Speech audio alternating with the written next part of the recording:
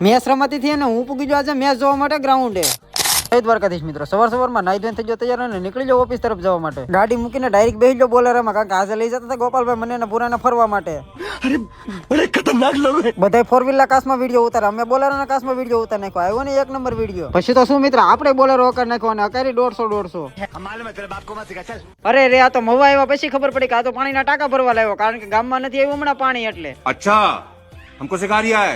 अच्छा પાણીની એટલી બધી તંગી પડી જતી ને કે ભૂરો એટલું પાણી બસાતો હતો કે વાત જાવ જોઈએ કે ભૂંગળી પાણી ભરી લઉં તો પાણી કાયમ લાગે. ગોપાલ કે લે મોટરમાં ન વીજો એટલે બીજી ભૂંગળી ચડાવી દઉં. અને 5 વાગી જાય ને મેચ જોવાનો સમય થઈ ગયો એટલે ડાયરેક્ટ આવી જાય ગ્રાઉન્ડ ઉપર મેચ જોવા. એટલે અહીંયા તો અમારે દરરોજ મેચ રમાતી જ હોય છે. જો તમને મેચ રમવાનો શોખ હોય તો વાઘનગર જરૂર આવજો 5 વાગે મેચ રમવા માટે. આટલી વારમાં ભૂરાને લાગી હતી ભૂખ તો ભૂરો ગામમાંથી લઈ આવ્યો જલજીરા, કારણ કે એની પાસે હતા 2 રૂપિયા જ તે.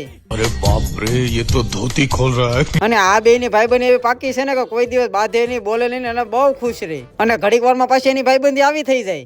अरे बड़े खतरनाक लोग हैं. આટલી વારમાં મળી જાય અમને 2 ક્રિએટર. તો ચાલો મિત્રો હવે મળીએ બીજા મિની વ્લોગમાં. ત્યાં સુધી બધાને જય દ્વારકાધીશ.